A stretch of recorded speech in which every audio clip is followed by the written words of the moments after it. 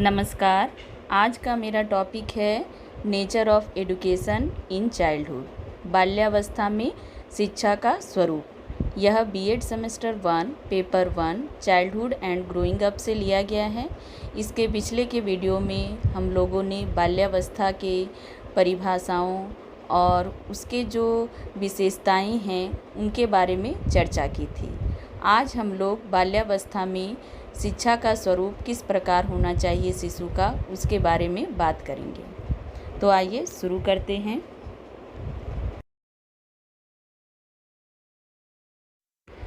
विकास की विभिन्न अवस्थाओं में बाल्यावस्था एक महत्वपूर्ण व अनोखी अवस्था होती है, जिसमें बालक का विकास व उसकी शिक्षा पर ज़्यादा ध्यान देना चाहिए।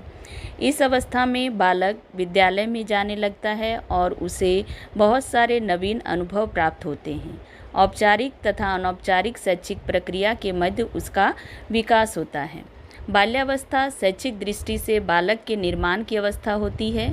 इस अवस्था में बालक अपना समूह अलग बनाने लगते हैं। इसे चुस्ती की आयु भी कहा गया है और ब्लेयर, जोन्स एंड सिम्पसन ने लिखा भी है, जिसके बारे में मैंने पहले भी बताया था कि बाल्यावस्था वह समय है जब व्यक्ति के आधारभूत दृष्टिकोणों, मूल्यों और आदर्शों का बहुत सीमा तक निर्माण हो जाता है।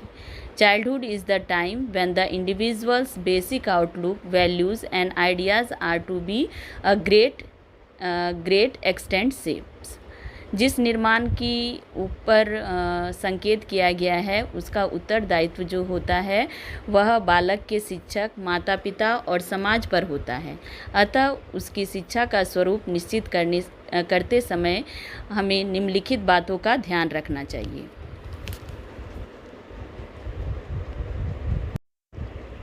पहला है हमारा भाषा के ज्ञान पर बल, emphasis on the knowledge of language. दूसरा है उपयुक्त विषयों का चुनाव, सिलेक्शन ऑफ सब्जेक्ट्स। तीसरा है रोचक विषय सामग्री, इंटरेस्टिंग कंटेंट्स। नंबर 4 है पाठ्य विषय व शिक्षण विधि में परिवर्तन, change in curriculum and methods of teaching. Number 5 है जिज्ञासा की संतुष्टि, सेटिस्फैक्शन ऑफ क्यूरियोसिटी। नंबर 6 है सामूहिक प्रवृत्ति की संतुष्टि, सेटिस्फैक्शन ऑफ ग्रेगियसनेस।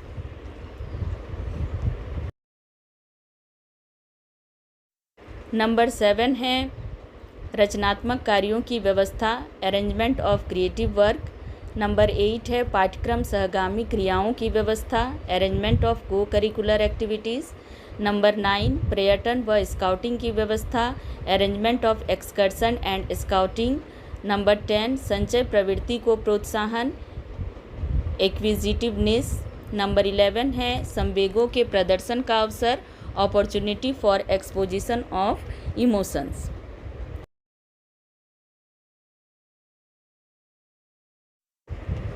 अगला है हमारा नंबर 12 सामाजिक गुणों का विकास, development of social qualities. Number 13 नैतिक शिक्षा, मोरल एडुकेशन। नंबर 14 क्रिया एवं खेल द्वारा शिक्षा, education through activity and play. Number 15 प्रेम व सहानुभूति पर आधारित शिक्षा, education based on love and sympathy.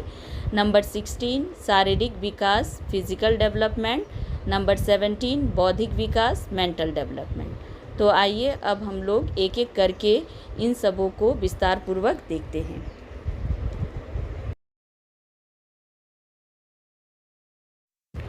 Number 1 है हमारा भाषा के ज्ञान पर बल, emphasis on the knowledge of language. Strange के अनुसार इस अवस्था में बालकों की भाषा में बहुत अधिक रुचि होती है। वह भाषा पर अधिक से अधिक बल देता है।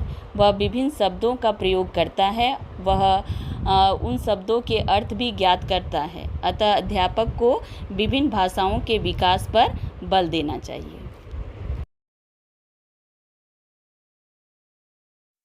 नंबर 2 है हमारा उपयुक्त विषयों का चुनाव, सिलेक्शन ऑफ सब्जेक्ट्स। बालक के लिए कुछ ऐसे विषयों का अध्ययन आवश्यक होता है जो उसकी आवश्यकता की पूर्ति कर सके और उसके लिए लाभप्रद भी हो। इस विचार से निम्नलिखित विषयों का चुनाव दिया जाना चाहिए, जैसे भाषा, अंकगणित, विज्ञान, सामाजिक अध्ययन, ड्राइंग, चित्रकला, सुलेख, पत्र लेखन और निबंध लेखन।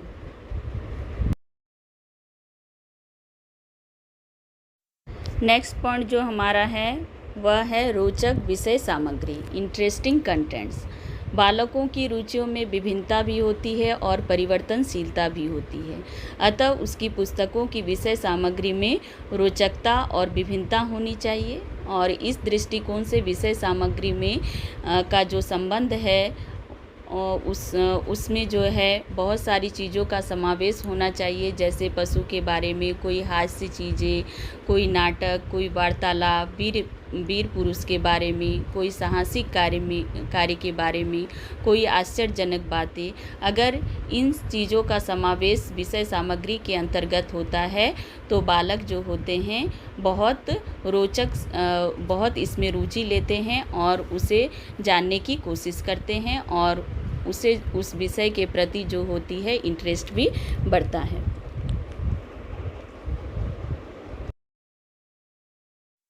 नेक्स्ट पॉइंट जो हमारा है नंबर 4, पाठ्य विषय व शिक्षण विधि में परिवर्तन, change in curriculum and methods of teaching.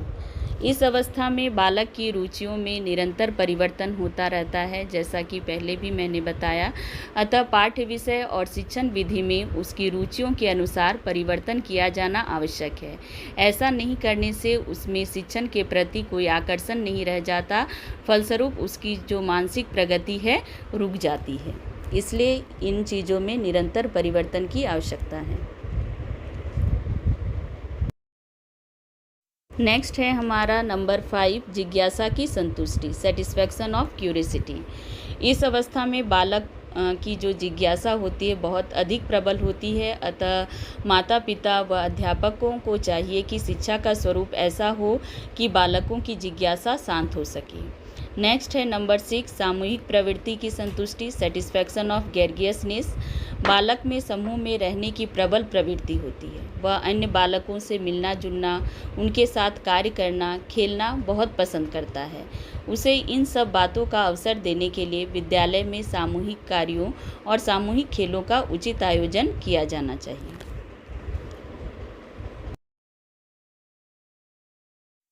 Number 7 जो हमारा है वह है रचनात्मक कार्यों की व्यवस्था, अरेंजमेंट ऑफ क्रिएटिव वर्क। इस अवस्था के बालक जो होते हैं बहुत रचनात्मक होते हैं और उन्हें रचनात्मक कार्यों में बहुत अधिक रुचि होती है, इसलिए विद्यालय में विभिन्न प्रकार के रचनात्मक कार्यों की व्यवस्था करनी चाहिए और घर में भी माता पिता को जो है उसके पेरेंट्स को जो है इन कार्यों के लिए उन्हें इनकरेज करना चाहिए। नंबर 8 है पाठ्यक्रम सहगामी क्रियाओं की व्यवस्था, अरेंजमेंट ऑफ क्रिएटिव को करिकुलर एक्टिविटीज़। बालक की विभिन्न मानसिक रुचियों की संतुष्टि करके उसकी शक्तियों का अधिकतम विकास किया जाना चाहिए। इस कार्य की सफलता प्राप्त करने के लिए विद्यालय में अधिक से अधिक पाठ्यक्रम सहगामी क्रियाओं का संचालन किया जाना आवश्यक है।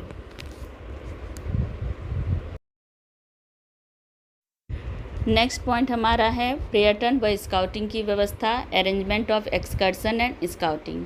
इस अवस्था में बालक निरुद्देश्य भ्रमण करने की उसकी प्रवृत्ति होती है, वह एक स्थान से दूसरे स्थान तक व्यर्थ ही घूमते रहता है। इसलिए समय की बचत करने के लिए अध्यापक को चाहिए कि बालकों के लिए समय समय पर पर्यटन व स्काउटिंग की व्यवस्था करे, क्योंकि जब बालक किसी बात को देखकर सीखता है तो उसका ज्ञान जो होता है अधिक स्थिर और रुचिकर होता है। अगला पॉइंट हमारा है नंबर 10, संचय प्रवृत्ति को प्रोत्साहन, इक्विजिटिवनेस। बालक में इस अवस्था में संचय करने की प्रवृत्ति बहुत अधिक प्रबल होती है और उसे जो भी वस्तु अच्छी लगती है वह उसी का संचय कर लेता है। इसलिए उसके माता पिता और शिक्षक का कर्तव्य है कि उसे शिक्षाप्रद वस्तुओं का संचय करने के लिए प्रोत्साहित करें।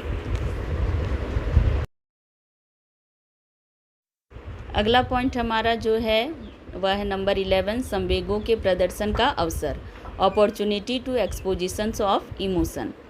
कॉल एवं ब्रूस ने बाल्यावस्था को संवेगात्मक विकास का अनोखा काल माना है। यह विकास तभी संभव है जब बालक के संवेगों का दमन न किया जाए, क्योंकि ऐसा करने से बालक की भावना ग्रंथि प्रभावित होती है।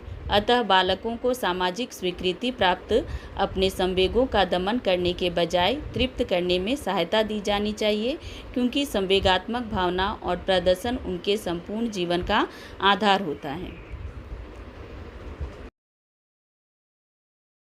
अगला पॉइंट जो हमारा है वह है नंबर 12, सामाजिक गुणों का विकास, डेवलपमेंट ऑफ सोशल क्वालिटीज़।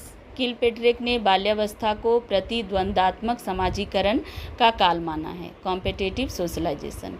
अतः विद्यालय में ऐसी क्रियाओं का अनिवार्य रूप से संगठन किया जाना चाहिए जिनमें भाग लेकर बालक में अनुशासन, आत्मनियंत्रण, सहानुभूति, प्रतिस्पर्धा, सहयोग आदि सामाजिक गुणों का अधिक से अधिक विकास हो सके।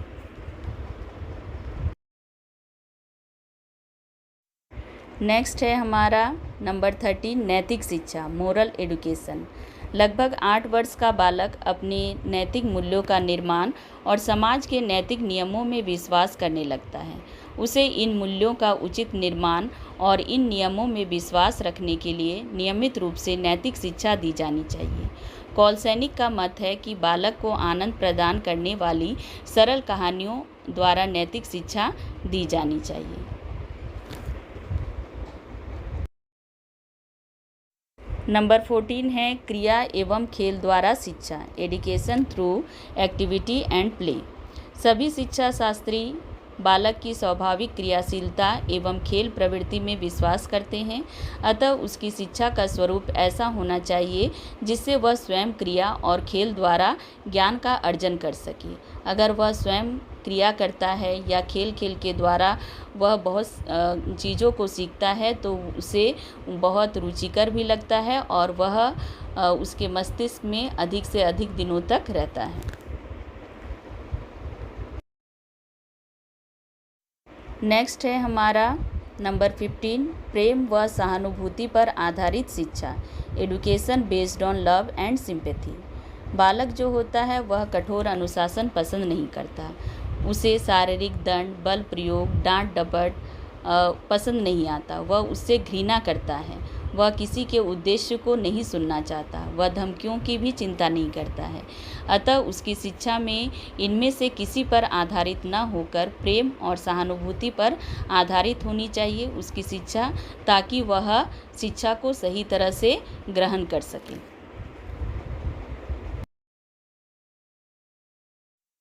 नेक्स्ट है नंबर 16, शारीरिक शिक्षा, फिजिकल डेवलपमेंट। शारीरिक विकास केवल अच्छे खान पान या केवल व्यायाम द्वारा ही नहीं होता, अपितु दोनों का मिला जुला रूप होता है, अर्थात जो खाया है उसे आसानी से पचाया भी जा सके। अतः बालकों को खान पान के बारे में शिक्षित करना चाहिए और इसके लिए अध्यापकों को बालकों के लिए खेल की व्यवस्था करनी चाहिए जिससे उसका शारीरिक विकास सही तरीके से हो सके। अंतिम जो हमारा है वह है बौद्धिक विकास, इंटेलेक्चुअल डेवलपमेंट। इसके लिए बालकों को पहले कुछ चीज़ें दिखानी चाहिए, फिर उसे हटाकर उनसे यह पूछना चाहिए कि उन्हें कितनी वस्तुएं याद है, बताएं या फिर लिख कर दिखाएं। इससे उनका बौद्धिक विकास संभव होता है। इसके लिए हम लोग बालकों से कुछ पहेलियां पूछ सकते हैं, कुछ मौखिक प्रश्न पूछ सकते हैं। इससे उनका बौद्धिक विकास जो होता है सही तरीके से होता है और बालक इसमें बहुत अधिक रुचि भी लेते हैं।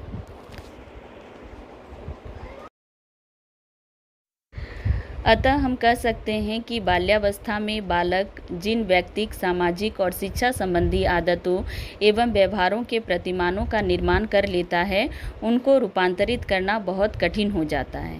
इस दृष्टि से प्राथमिक शिक्षा प्रदान करने वाले शिक्षकों पर बालकों का निर्माण करने का महान उत्तरदायित्व होता है। शैक्षिक दृष्टिकोण से जीवन चक्र में बाल्यावस्था से अधिक महत्वपूर्ण और कोई अवस्था नहीं होती है। जो अध्यापक इस अवस्था के बालकों को शिक्षा देते हैं, उन्हें बालकों का, उनकी आधारभूत आवश्यकताओं का, उनकी समस्याओं का, उनकी परिस्थितियों का पूर्व ज्ञान होना चाहिए, जो उनके व्यवहार को रूपांतरित और परिवर्तित